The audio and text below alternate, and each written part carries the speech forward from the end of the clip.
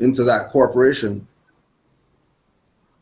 Moorish Science Temple, through United States Corporation, has treaty relations with the Moorish Empire. Naturalize, you lose your nationality. The Temple of America tells you that before you even go in the building,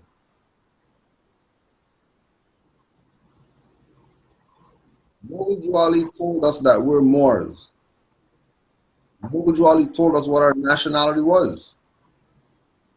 What it is. And if our nationality Moorish American, and if that is the designation, that there's a difference, there's a separation.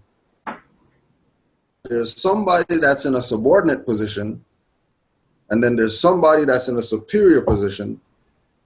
Then why would a superior position to a subordinate position, and then the superior position individual is speaking from the subordinate position platform and make them superior? No sense in the world. If they join their whatever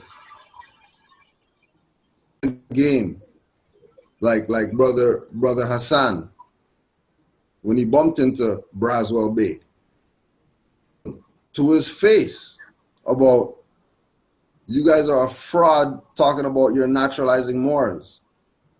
And he didn't argue or nothing like that. He just went to the next victim. Their neck for a vein. Vampire. And then that's how they do. How come he didn't try to suck Brother Hassan's neck? Come. Why? Why didn't he keep going and try to, like how they do with us or whatever, when we bring up you guys are a fraud and how they defend their naturalization stuff? How come he's been a Grand Sheik for 40 years or whatever, when this young Moor challenged him on, what are you talking about naturalization, and using all the references that we used tonight, 10 minutes, all the references that we used, he used with the Grand Sheik of the naturalization people. And the Grand Sheik tucked his tail and went to go find another neck to suck. It's funny. Think about it. It's funny. That reminds me of a instance where I was on Facebook and I was conversing with Kamal Bey, and he's the supposed sultan, or His Majesty of the Amexem Moor Empire, which also naturalizes Moors. He's one of those that he instructs people to call him Sultan and Your Majesty and all of this, and it just to sum it up, I question him on what gives him the right to even want to miseducate people in naturalizing, thinking that naturalization and nationalization is synonymous, because that's the argument that they would tell people. It's one and the same, it doesn't matter. So just you naturalize, you go through the naturalization process to get to nationalization. And the same thing I brought up right now as far as the Expatriation Act, I asked him to explain this point right here, where it clearly states, once again, Moorish subjects lost their nationality only by becoming naturalized. So what is it that changed? What law was passed where this is not the case anymore? And he just segued from it, saying, Obi-Wan Kenobi, he was talking some Jedi, trying to tell me, how young and naive I am because of what I was asking. And he couldn't answer, a direct answer could not come from this man. And not only did he block me from the Great Seal group that's on Facebook, you know, because that's where the conversation took place. He deleted the conversation and then barred me from there from being even able to have this kind of conversation. And this is clearly a conversation that needs to be had publicly for the record, so everyone can have access and understanding of this information. You know, the misconceptions is what entraps our people. You know, the backdoor conversations and conferences that Noble Jew Ali, I could have swore, pretty much eliminated, saying that he took all the, he removed the veil. So why is it, what is it that these you know, these self-proclaimed sultans, naturalized people, what is it that they feel or assume as authority to want to not only hide certain information, but also dispense the wrong concept to people to further entrap them and further enslave them? I don't understand. Well, let's look at it that, right? Let's just say, for example, right? Let's just say, for example,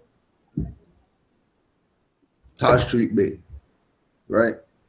Decided to say, master educator, decided to say, you know, he's a sultan or something like that, right? You know what you're gonna lose? Explain for me why. Please do expound on why. Because it's a lesson of ancient times that the priesthood is dead.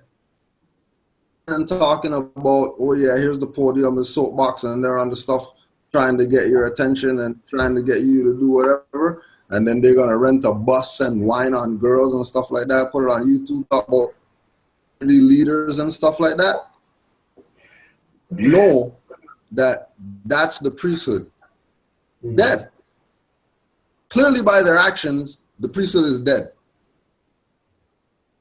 Make you run out and eat grass because Jesus said it and stuff like that. Priesthood is dead. I'm pretty sure. Right? Priesthood is dead. I mean, high horse and all that stuff, when they're standing on the ground with you and they talk about high horse, people are probably corrupt. Because, and the key term that you use is self-proclaimed. One of the, you know, the Moors that, you know, we use for target practice, Wrong L. Wrong L is one of those self-proclaimed Moors. You check certain people's track record, you find out they had 50, 100 titles. How come you're switching titles and stuff like that? Every week you have a different title? And then those are the people that people are taking serious. Opposed to these people being their own priests and actually putting the work in. If you want to walk on water, you go walk. We walk on water for you so you can say, yeah, we walk on water as Moors. Taxes off as Moors. But you never put your nationality card down yet and got taxes off?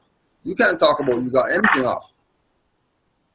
You never a man and gave nationality card? You know what I mean? The Moors did something. Being what you know.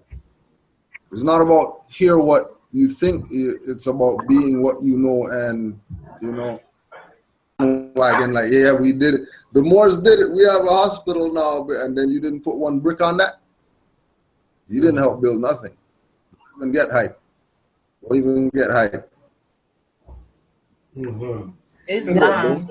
I'll add that when we're looking at the issue of naturalization, one of the things that you have to ask these guys is that, is there anywhere when dealing with naturalization that it deals with my estate? how does naturalization deal with the estate? That will shut it down, because remember that this is what this is about. And now we're talking about the physical aspect of the actual estate. Can you have privileges and still have your estate? Because the very nature of having a privilege means that there's someone who still can yank it from you. You're clothed with the privilege. Indeed. So when you're looking at, this is, again, the Moors have to also study. You know, we can get on here and you know, roll this stuff out as much as we can, but the Moors have to study.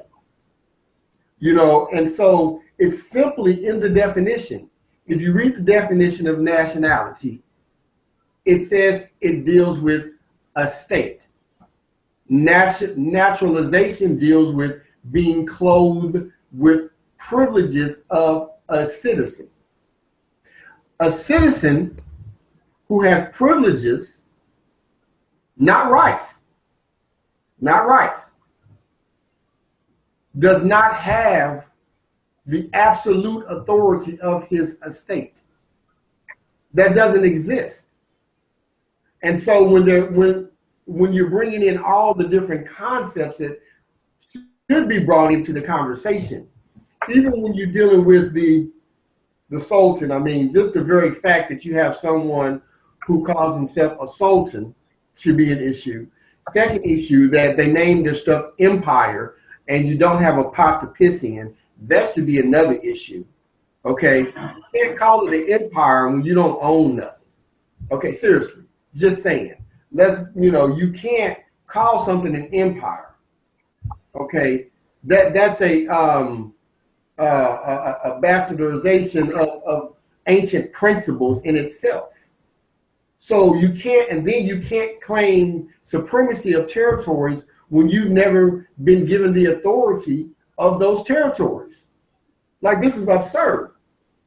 You see what I'm saying? This is, you know, and as everyone knows, no different with the colonists. Right. Well, you and everyone else, I don't really get into the back and forth with people, but I see it. You know, I laugh, I chuckle, because it's absurd. You can't call yourself Maximum Moor National Empire and you don't have a pot to piss in and ain't got assigned by all the territories to be a sultan. Do you know what a sultan is? A sultan is not just in one neighborhood. A sultan ain't in a district. You know, this isn't the nature, you know, of our ancient customs. And then to talk about naturalization, what they're doing is literally bringing people's estates and turning them over to them and claiming that. And this is part of the reason why they're doing this to people, because, but again, the Moors have to study. You can't, if you are not smart enough to listen or look at somebody and they call themselves a sultan, and when you see their videos, they doing it in a basement, that's the issue. Like, for real. You're going to do your videos in the basement and call yourself a sultan. I'm confused because I've never seen a sultan of a nation actually do that. Just saying. Maybe it's just me. Like I said, this is why I don't get into this stuff, because I'm a common sense dude. You stop laughing at me, Reese. I'm just saying, this is why I don't get into this stuff. Because if it don't make sense, it don't make sense. You can't be in a basement calling yourself. You can't say you have an empire and you're in a basement doing a video, or in somebody's front room. You know, if we look at, I've never seen the Emperor of China do anything from a basement. I've never seen the president of the U.S. corporation do anything from a basement. I haven't seen these things. So if our people don't have enough common sense to see these things and not look at them and understand the frauds that they are, it's just like I got calls from people when the dude was talking about signing up. If you give him, or I forgot what it was, like a couple of years ago, I'm sure y'all remember, where the guy was talking about